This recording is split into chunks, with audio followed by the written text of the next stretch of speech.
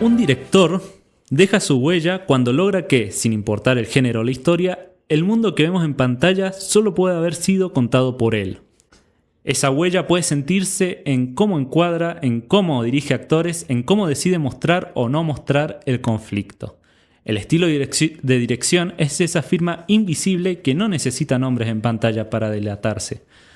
Por ejemplo, tenemos a David Fincher, quien tiende a filmar con precisión quirúrgica, con tomas milimétricamente coreografiadas, reflejando el control obsesivo que tiene sobre sus personajes, o el mundo hostil que los rodea. Ejemplos claros son Zodiac o La Red Social o Gone Girl.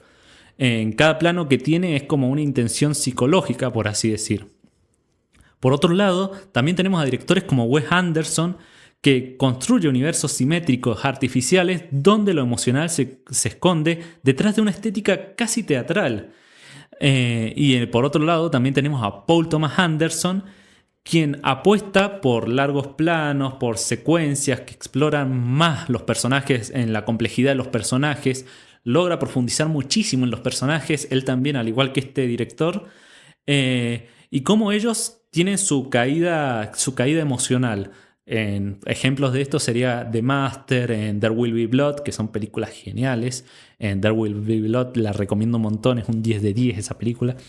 Pero cada uno hace cine con su sello, y ese sello no está solamente en lo visual, sino como Paul Thomas Anderson, también se involucran en cómo retratar este mundo.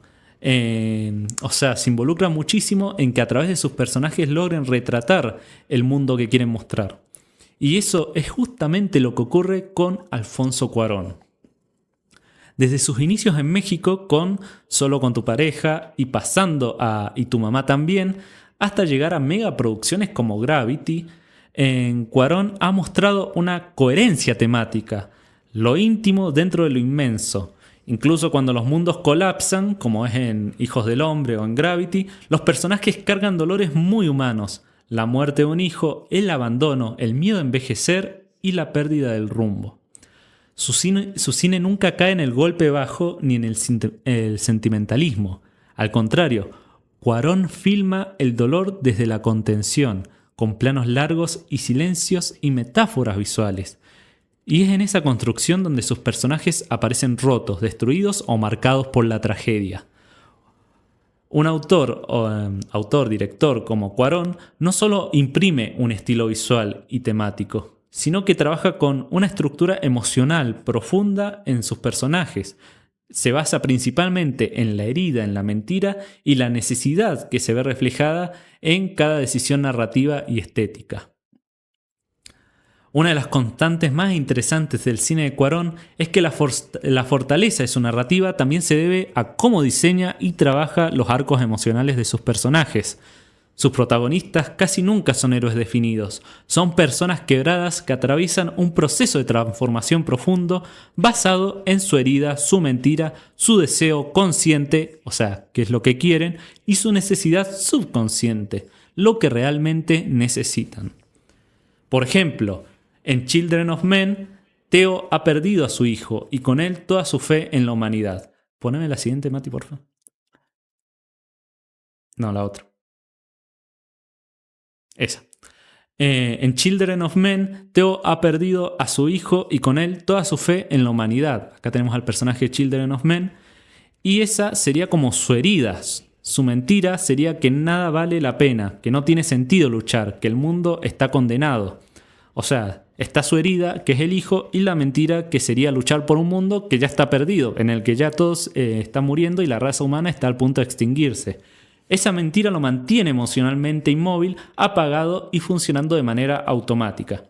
¿Qué es lo que quiere? Básicamente nada, sobrevivir y pasar desapercibido para que nadie ahí lo mate. Pero lo que realmente necesita, aunque no lo sabe, es volver a creer, reconectarse con un propósito que lo saque de esa anestesia. Solo cuando se involucra con Ki, el personaje al que tiene que ayudar, que se encuentra embarazada, empieza a sanar esa herida. Ahí ya vemos el primer cómo es principalmente la visión de Cuarón. Pero también en sus otras películas lo suele mostrar. En Gravity, el personaje de Sandra Bullock, Ryan Stone, quiere terminar su misión en el espacio, o sea, principalmente eso es lo que quiere, pero lo que realmente necesita es hacer las paces con la muerte de su hija, que es la verdadera herida que la carcome totalmente, que le ha arrebatado ese deseo de querer vivir. Su mentira es que está sola, que nada tiene sentido y que flotar en el vacío es su estado natural.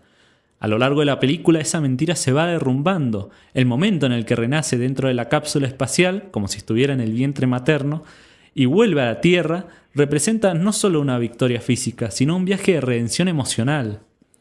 Y eso pasa también con el personaje de la peli más reciente que he visto, que es en Y tu mamá también, donde tenemos a Luisa, quien está enfrentando la infidelidad de su esposo, en la cual sería la herida.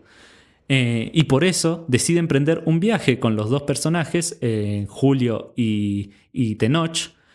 Decide emprender un viaje que más que turístico es existencial. Su mentira es que aún puede vivir, que puede seguir huyendo de lo emocional. A través de ese viaje confronta su vacío, el deterioro de su matrimonio y también despierta en los jóvenes una semilla de incomodidad e incertidumbre que les marcará para siempre. Ya en estos tres casos, los personajes responden al arco del cambio positivo, atraviesan un proceso donde enfrentan su herida, destruyen la mentira y alcanzan o rozan lo que realmente necesitaban, aunque no siempre en forma triunfal. La tragedia para Cuarón no es algo que le ocurra a sus personajes, es algo que los define, pero también les permite transformarse. Y es por eso que ahora vamos a pasar a la película que realmente creo que me parece el mejor ejemplo para demostrar esto, porque realmente todos hemos visto Harry Potter y el prisionero de Azkaban. En Harry Potter y el prisionero de Azkaban, Alfonso Cuarón toma la historia del joven mago y aplica toda esta estructura en el arco del personaje del protagonista. Al principio Cuarón ya nos presenta la herida, el fantasma, que es la muerte de los padres de Harry, el abandono, la traición de quienes lo rodeaban, o sea, Sirius Black. Y es ahí cuando Cuarón elige no narrarla como una simple información de fondo, sino como una herida que late constantemente para ver el sufrimiento detrás del personaje. En El prisionero de Azkaban, esa herida se reabre, no solo porque aparece la figura de Sirius Black, quien cree que traicionó a sus padres, sino porque por primera vez Harry empieza a ver y a escuchar el momento exacto de la muerte de su madre a través de los dementores. Ahí es donde vemos la escena donde el dementor intenta succionar la alma de Harry y al no conseguirlo gracias al profesor Lupin, escuchamos el grito de la madre de Harry y todos los traumas que lo persiguen por la muerte de sus padres. Cuarón no trata este trauma con subrayados emotivos ni con discursos largos, lo trabaja visual y sensorialmente.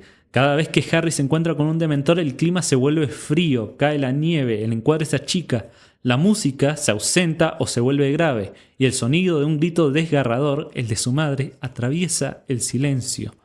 El espectador no solo ve el dolor de Harry, lo siente junto a él. Pero bueno, por otro lado, se encuentra también la mentira que cree Harry.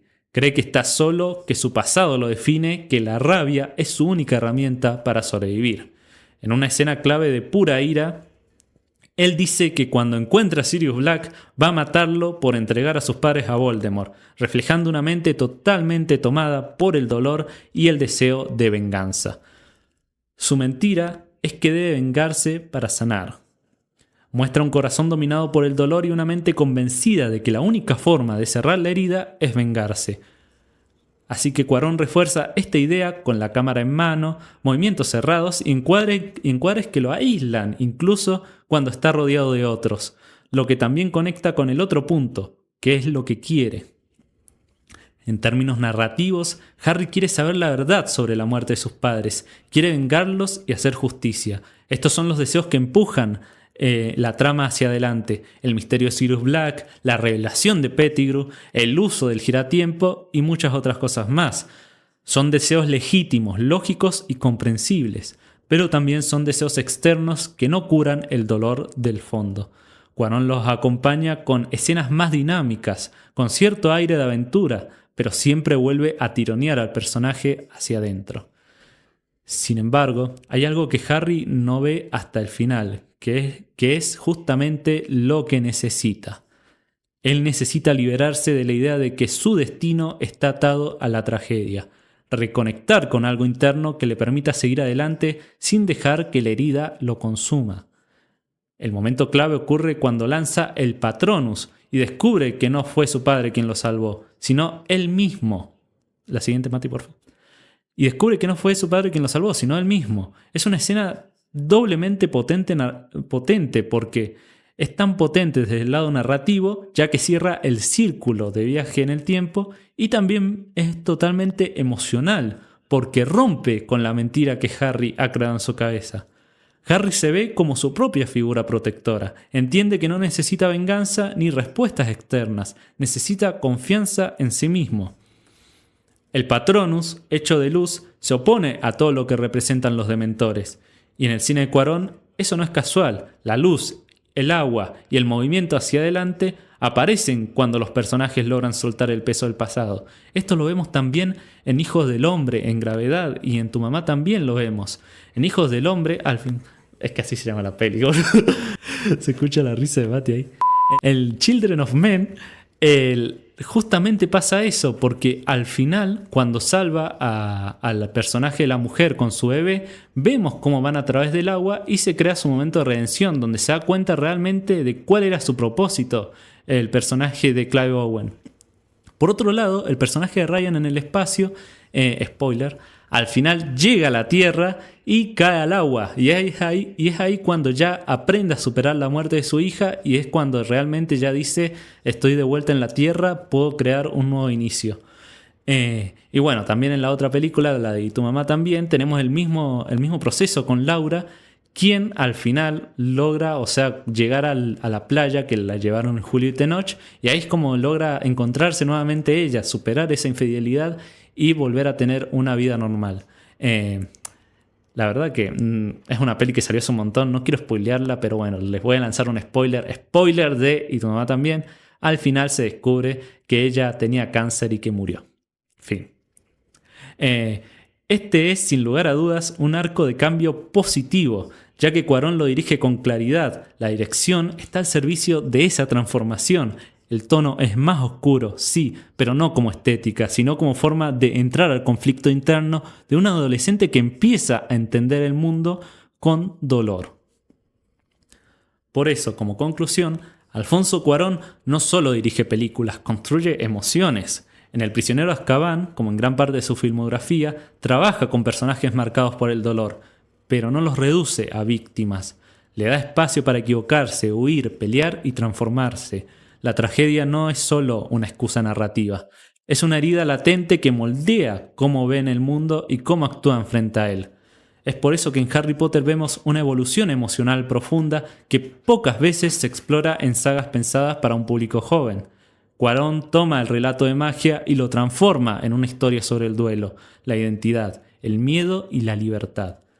La redención no llega cuando el personaje gana una pelea, sino cuando logra mirar su herida sin dejar que lo defina por completo.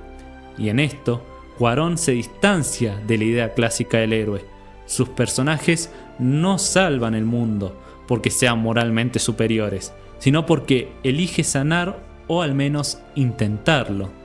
Su cine nos recuerda que el dolor no es el final del camino, es apenas el punto de partida.